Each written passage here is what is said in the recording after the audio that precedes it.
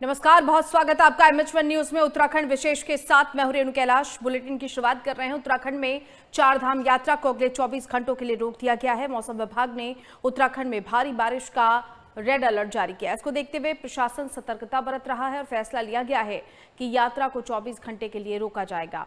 चार धाम मार्ग पर भी जगह जगह पर लैंडस्लाइड की घटनाएं हो रही हैं। इसके बाद यात्रियों की सुरक्षा को ध्यान में रखते हुए ये फैसला लिया गया। इधर प्रशासन ने यात्रियों से भी सतर्क रहने और ध्यान से यात्रा करने की अपील की है। मौसम विभाग के मुताबिक अगले 24 से 48 घंटों में भारी से भारी बारिश की संभावना है, जिसकी वजह से बद्रीनाथ, केदारनाथ, गंगोत्री और यमुनोत्री जैसे प्रमुख तीर्थ स्थलों की ओर जाने वाले रास्तों पर भूस्खलन की घटनाएं हो सकती हैं।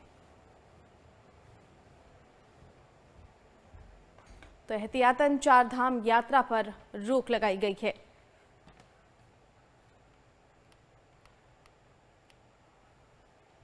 आपको बता दें कि भारी से भारी बारिश की संभावना जताई गई है और यही वजह है कि एहतियातन उत्तराखंड की चार धाम यात्रा को रोक दिया गया है।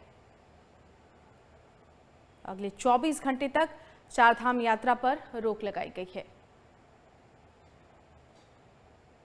दरअसल उत्तराखंड में कई जगहों पर लैंडस्लाइड की भी घटनाएं हुई हैं। मौसम विभाग ने भी भारी बारिश का रेड अलर्ट जारी किया है। ऐसे में एहतियात के लिए ये चार धाम यात्रा रोकी गई है।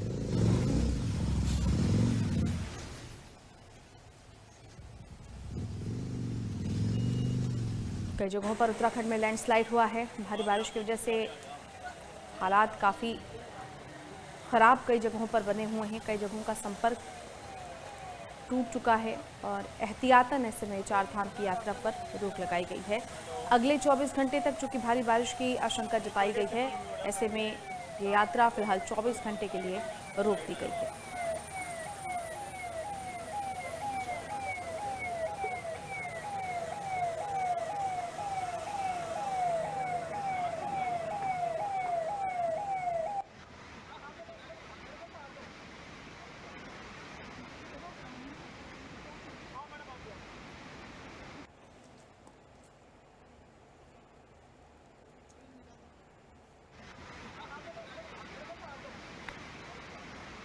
तो एहतियातन अगले 24 घंटे तक चार धाम यात्रा पर रोक लगाई गई है। प्रदेश में भारी बारिश का अलर्ट जारी किया गया है। कई जगहों पर लैंडस्लाइड हुई है। मौसम विभाग ने भारी बारिश का रेड अलर्ट जारी किया है।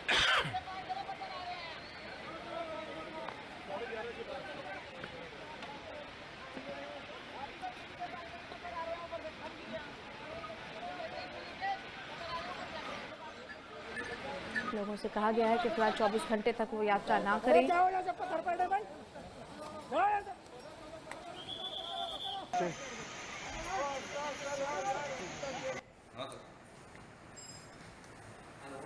संवाददाता मनीष डंगवाल हमारे साथ जुड़ गए हैं। मनीष, अगले 24 घंटे तक के लिए चार धाम यात्रा रोकी गई है। मौसम विभाग की तरफ से भी अलर्ट जारी किया गया है। क्या है अलर्ट और चार धाम यात्रा पर लगी रोक? देखिए, बिल्कुल मौसम विभाग ने आज और कल के लिए जो है वो अलर्ट जारी किया था और खासकर जिस तरीके से चारधाम यात्रा रूट जिन जिलों में पड़ते हैं वहां पर लगातार बारिश देखने को मिल रही है और उत्तरकाशी में जिस तरीके से बादल फटा है उससे जो यमुनोत्री मार्ग है वो 10 मीटर तक पूरी तरीके से जो है वो धंस गया है। यानी कि 10 मीटर सड़क पूरी तरीके से जो है वो खत्म हो चुकी है। सड़क दिखाई नहीं दे रही है और पूरी तरीके से धंस चुकी है। मलबे के साथ सड़क नीचे जा चुकी है।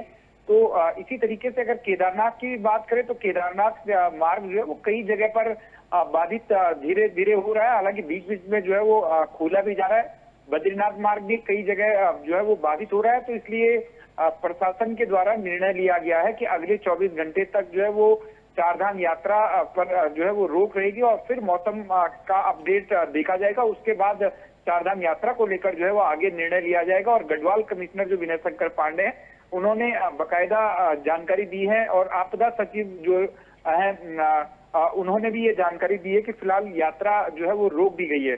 तो इस समय जो पहाड़ों पर देखे तो लगातार बारिश देखने को मिल रही है और नदियां भी जो है वो अपने उफान पर नजर आ रही है। जी बिल्कुल। और मनीष, इस वक्त जो है उत्तराखंड में हालात कैसे हैं मौसम के मद्देनजर? क्या कुछ एहतियात, क्या कुछ गाइडलाइंस फिलहाल जारी की गई हैं, खासतौर पर ऐसे इलाके जो नदियों या नालों के किनारे हैं? देखिए बिल्कुल जो नदी और नालों के किनारे हैं जहां पर आबादी भी रहती है, वहां पर पुलिस प्रशासन के द्वारा लगातार लोगों को अलर्ट भी किया जा रहा है। जहां पर जो है संभावना इस तरीके की जाहिर की जा रही है कि नदी में बाढ़ आ सकती है, नालों के किनारे जो पानी है उसका बहाव तेज हो सकता है। तो लगातार प्रशासन भी अलर्ट कर रहा है और मुख्यमंत्री पुष्कर सिंह धामी ने सभी जिला अधिकारियों को निर्देश दिए हैं कि वो अलर्ट मोड पर रहें। और जिस तरीके से उत्तरकाशी में एक बादल फटने से बड़ी जो है वो हादसा हुआ है, कई मजदूर जो है वो वहां पर लापता है, तो उसको लेकर भी जो है राहत बचाव के कार्य चल रहे हैं। और केदारनाथ में जो यात्रा चल रही है, तो जगह जगह पर जब यात्रा प्रभावित हो रही है तो एसडीआरएफ और एनडीआरएफ की टीमें जो है वो मौके पर पहुंच रही हैं और लोगों को वहां से जो है वो निकालने का काम है। तो कुल मिलाकर देखें तो प्रशासन जहां एक तरफ से मुस्तैद है, तो वहीं एनडीआरएफ और एसडीआरएफ की जो टीमें हैं जहां पर लोग फंसे हुए हैं उनको बाहर निकालने का काम भी कर रहे हैं। जी मनीष, जो यात्री फिलहाल चार धाम यात्रा पर हैं उनको क्या कुछ और व्यवस्थाएं इस वक्त मिल रही है? क्योंकि यात्रा को फिलहाल 24 घंटे के लिए स्थगित किया गया है, तो यात्री बीच में ही रुके होंगे कहीं? बिल्कुल प्रशासन की तरफ से यात्रियों से अपील की गई है कि जो यात्री जहां पर है वहीं पर ठहरे रहें। जैसे ही यात्रा खुलेगी तो यात्रा उनको आगे करवाई जाएगी। फिलहाल जिस तरीके से जो सबसे ज्यादा यमुनोत्री धाम को लेकर जो है वो सड़क पूरी तरीके से 10 मीटर धंस चुकी है, उसे खोलना एक बड़ी चुनौती प्रशासन के लिए। यमुनोत्री धाम की यात्रा तभी जो है वो सुचारू रूप से चलेगी।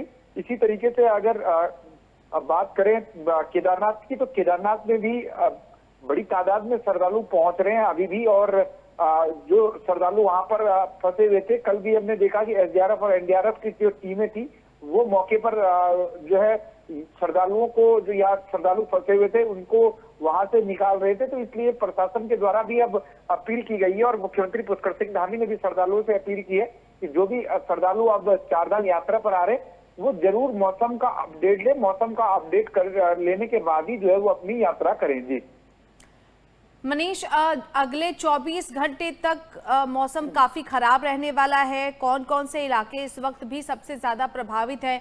क्योंकि कई जगहों पर लैंडस्लाइड हो चुकी है, कई जगहों पर बारिश बहुत ज्यादा हुई है। क्या कुछ ऐसी जगहें भी हैं जिनका संपर्क फिलहाल टूट चुका है?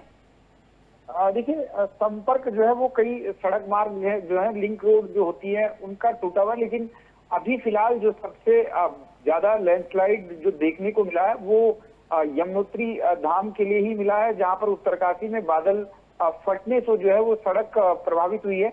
और जगह पर सड़क प्रभावित हो रही है, लेकिन उन्हें धीरे धीरे खोला भी जा रहा है। तमाम जगह जेसीबी जो है वो मौजूद है और प्रशासन के द्वारा भी यही तैयारियां मानसून से पहले की गई थी कि आखिरकार जहां पर जो डेंजर जोन है, जो आपदा प्रभावित क्षेत्र है, उसके आसपास जेसीबी तैनात रहे, ताकि जो अगर सड़क बाधित होती है, बंद होती है, तो उसे जल्दी से जल्दी खोला जाए। और कल मुख्यमंत्री पुष्कर सिंह धामी जो है वो मानसून की तैयारियों को लेकर मॉक ड्रिल भी करने वाले हैं।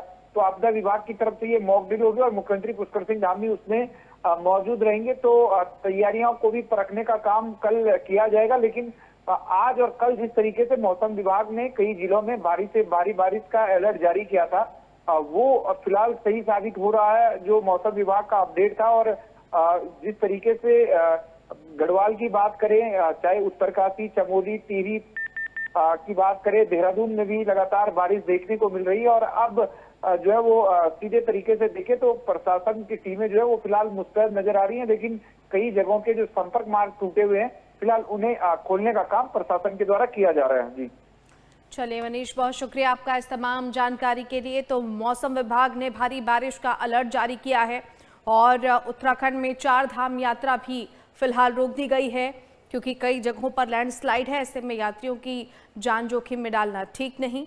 कई जगहों पर भारी बारिश की आशंका भी जताई गई है। 1 जुलाई को बीजेपी का नया प्रदेश अध्यक्ष उससे मिल जाएगा। इसके लिए बीजेपी की तैयारियां लगभग पूरी हो चुकी हैं। इस पूरे मुद्दे पर हमारे संवाददाता मनीष डंगवाल ने बीजेपी प्रदेश अध्यक्ष महेंद्र भट्ट से खास बातचीत की।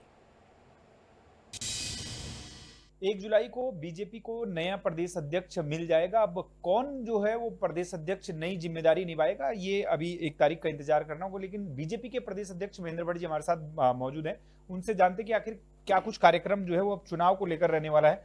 भट्ट जी, किस तरीके से आप देखते हैं हर्ष मल्होत्रा जी को जो है वो जिम्मेदारी दी है चुनाव संपन्न कराने की उत्तराखंड में, किस तरीके से आप देख रहे हैं, क्या कुछ प्रक्रिया अब आगे रहने जा रही है? देखिए, भारतीय जनता पार्टी पूरी तरह लोकतांत्रिक पार्टी है और हर 3 वर्ष के बाद संगठन के चुनाव होते हैं। पहले सदस्यता होती है, सदस्यता के बाद हमारे मंडलों के चुनाव होते हैं। जब मंडल 50% गठित हो जाते हैं, उस पर भी जिलाध्यक्ष चुनाव होते हैं। जब जिले भी 50% ऊपर हो जाते हैं तो उसके बाद फिर हमारा प्रदेश का चुनाव होता है। तो मुझे कहते हुए खुशी है कि हमारे यहाँ 100% मंडलों के चुनाव हुए, 100% ही हमारे यहाँ जिले के चुनाव निर्विघ्न रूप से संपन्न हुए। और अब प्रदेश अध्यक्ष के चुनाव की भी तिथि हमारे यहाँ आ चुकी है। हर्ष मल्होत्रा जी को केंद्र ने पर्यवेक्षक के रूप में उत्तराखंड भेजा है। हमारे प्रदेश के प्रभारी दुष्यंत गौतम जी भी 30 और 1 तारीख को देहरादून रहने वाले हैं।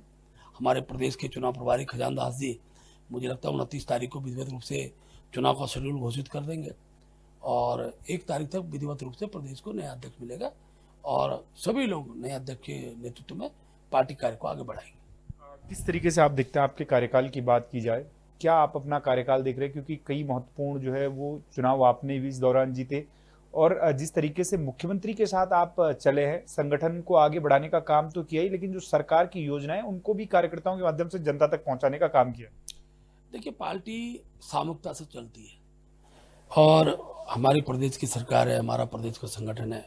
हमने जहाँ सरकार की योजनाओं के पीछे साथ साथ हमने जितने भी चुनाव उत्तराखंड के अंदर आए, हमने उन चुनाव को बहुत गंभीरता से लिया है। मेरे कार्यकर्ताओं ने, जो चाहे वो मंडल स्तर का है, बूथ स्तर का कार्यकर्ता है, उसने हर चुनाव को बहुत गंभीरता से लिया और उसका नतीजा रहा कि हरिद्वार जैसे जिला पंचायत के अंदर हमने सब जगह सारे ब्लॉक प्रमुख हमने निर्विरोध जीते हैं। हमने जिला पंचायत अध्यक्ष निर्विरोध जीता है। उसका नगर निगम के चुनाव थे तो आपने देखा कि बहुत अच्छे परिणाम हमको प्राप्त हुए हैं। केवल अगर आपात स्वरूप बीच के 2 चुनाव छोड़ दें तो हमने जो भी बाई इलेक्शन उत्तराखंड के अंदर हुए उन सारे बाई इलेक्शनों को हमने जीता है। तो कार्यकर्ता के सामूहिक बल पर चुनाव पार्टी लड़ती है और जीतती है। इसमें एक व्यक्ति महत्वपूर्ण नहीं होता है। मैं अध्यक्ष हूँ, इस नाते उसका क्रेडिट केवल अध्यक्ष को मिले, ये हमारे दल में चलता नहीं। हमारे दल में सामूहिकता ही क्रेडिट का पक्ष होता है। और प्रदेश के मुख्यमंत्री पुष्कर धामी जी ने जिस प्रकार से राज्य के अंदर विकास की गति दोहराई है, केंद्र सरकार की जो योजना है, प्रधानमंत्री मोदी जी का तो मैं बहुत हृदय से आभार व्यक्त करता हूँ कि मोदी जी ने उत्तराखंड राज्य के विकास के लिए कोई कमी नहीं छोड़ी। हर प्रकार, हर क्षेत्र के, हर दिशा में उत्तराखंड के विकास की अगर आज एक चिराग दिखाई दे रही है तो उसमें मोदी जी का बहुत बड़ा योगदान है। ये केंद्र की योजनाएं, राज्य की योजनाएं, इन सब योजनाओं का ही लाभ है कि हम हर स्तर पर जनता के बीच तक जाने में सफल हुए और हमको जनादेश प्राप्त होता है। जनता के ने भी अब तय किया है कि विकास को ही जनता ने आधार माना हुआ है। और कभी कालखंड तक जाति के नाम पर अच्छा केवल राजनीति करना, भाषण देने के नाम पर लीडरशिप खड़ी होती थी, लेकिन अब लोगों ने विकास को देखना प्रारंभ किया और विकास के आधार पर मैं कह सकता हूँ पूरे प्रदेश के अंदर जिस प्रकार काम हो रहा है उसका उसी का आधार है। हम सब इस दिशा में आगे बढ़ रहे हैं। एक सवाल ये है कि कई नामों की चर्चाएं हैं, क्योंकि मुख्यमंत्री पुष्कर सिंह धामी कुमाऊं से आते हैं, ठाकुर चेहरा हैं। बनना जो चर्चाएं हैं वो गढ़वाल से किसी ब्राह्मण चेहरे नहीं है। तो ऐसे में उम्मीद की जा रही है कि कई दावेदार जो है वो दावेदारी जरूर कर रहे हैं, लेकिन माना यही जा रहा है कि महेंद्र भट्ट जी रिपीट होने जा रहे हैं। इन चर्चाओं को आप किस तरीके से मानते हैं कि वास्तव में यदि अगर महेंद्र भट्ट जी को दोबारा जिम्मेदारी दी जाती है प्रदेश अध्यक्ष की, तो कितना तैयार संभालने के लिए? देखिए, पहली बात तो भारतीय जनता पार्टी, मैंने कहा, लोकतांत्रिक पार्टी है। महेंद्र भट्ट को भी लड़ना होगा तो वो नामांकन ही करेगा और भी कार्यकर्ता नामांकन के माध्यम, चुनाव के माध्यम से ही चीजें खड़ी होती है। लेकिन हमारे दल के अंदर एक पद्धति है, सर्वसम्मति बनाने की पद्धति है।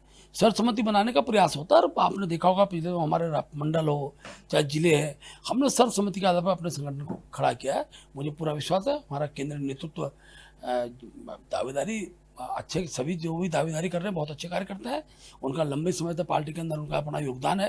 तो इसलिए जब कार्यकर्ता दावेदारी करता है तो किसी एक नाम पर सहमति बनाने का संगठन प्रयास करता है और मुझे पूरी उम्मीद है कि एक नाम पर सहमति बनेगी और जिसके नाम पर भी सहमति बनेगी, महेंद्र भट्ट हो या कोई व्यक्ति हो, उसको सहमति के आधार पर खड़ा होना पड़ता है। और हम इस दिशा में, यही संस्कार भारतीय जनता पार्टी के और जिसको हम फॉलो करते हैं।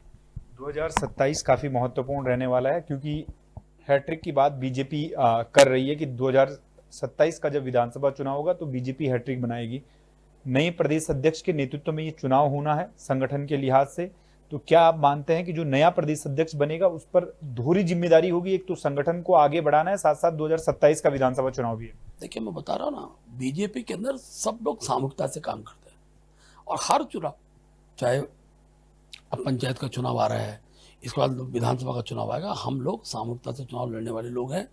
प्रदेश अध्यक्ष जो भी बनेगा वो सब कार्यकर्ताओं के साथ सामूहिकता के साथ चुनाव की रणनीति पर विचार करता है और जब निर्णय होते हैं तो निर्णय सबके लिए सिरोधार्य होते हैं।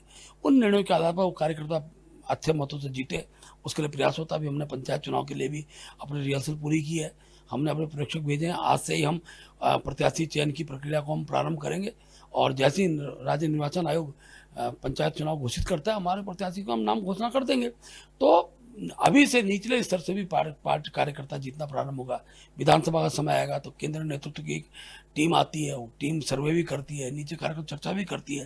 चर्चा के बाद प्रत्याशी घोषित होते हैं, अनेकों प्रत्याशी रिपीट होते हैं, कुछ प्रत्याशियों के जो टिकट है वो बदले भी जाते हैं, लेकिन पार्टी के अंदर किसी प्रकार का द्वंद्व नहीं होता है और सामूहिकता से चीज़ें खड़ी होती हैं और सब लोग उस दिशा में आगे बढ़ते हैं। और बीजेपी का यही गुण है कि हम लोग आपसी कलह का वातावरण निर्माण नहीं करते हैं, हम लोग सामूहिकता के माहौल के आधार पर जीत को अर्जित करते हैं। सीमांत जनपद से आप आते हैं, काफी सीमांत क्षेत्र भी आपका है।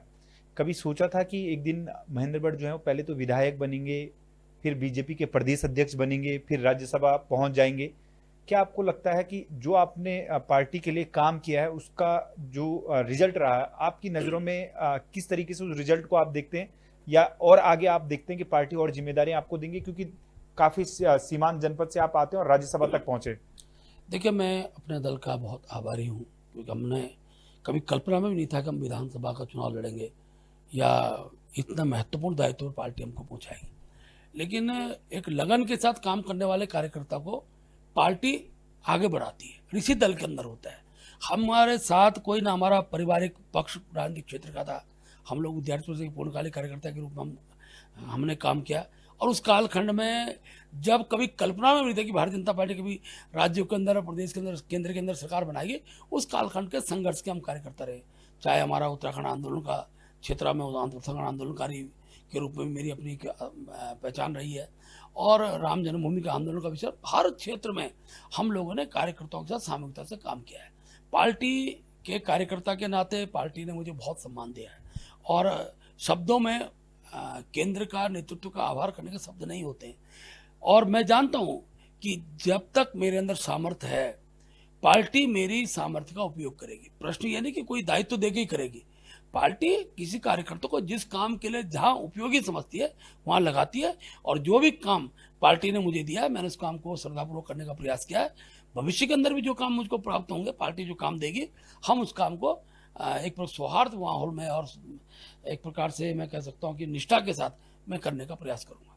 धन्यवाद हमसे बातचीत करने के लिए। तो भाजपा के प्रदेश अध्यक्ष महेंद्र भट्ट है, जिनका साफ तौर से कहना है कि 1 तारीख को जो है बीजेपी को नया प्रदेश अध्यक्ष मिलेगा और नए प्रदेश अध्यक्ष लोकतांत्रिक प्रक्रिया से चुने जाने की बात बीजेपी के प्रदेश अध्यक्ष महेंद्र भट्ट कर रहे हो। रिपीट होने को लेकर उनका साफ तौर से कहना है कि पार्टी के अंदर एक सहमति भी जो है वो बन सकती है और जिसके नाम पर भी सहमति बनेगी, चाहे उनके नाम पर हो या किसी के नाम पर हो, वो एकमत होकर फैसला लिया जाएगा और 2027 के विधानसभा चुनाव में उन्हीं के नेतृत्व में जो है नया 2027 का विधानसभा चुनाव लड़ा जाएगा, जो बीजेपी के नए प्रदेश अध्यक्ष बनेंगे। कैमरा पर्सन मनोहर रावत के साथ मनीष डंगवाल, MH1 न्यूज, देहरादून।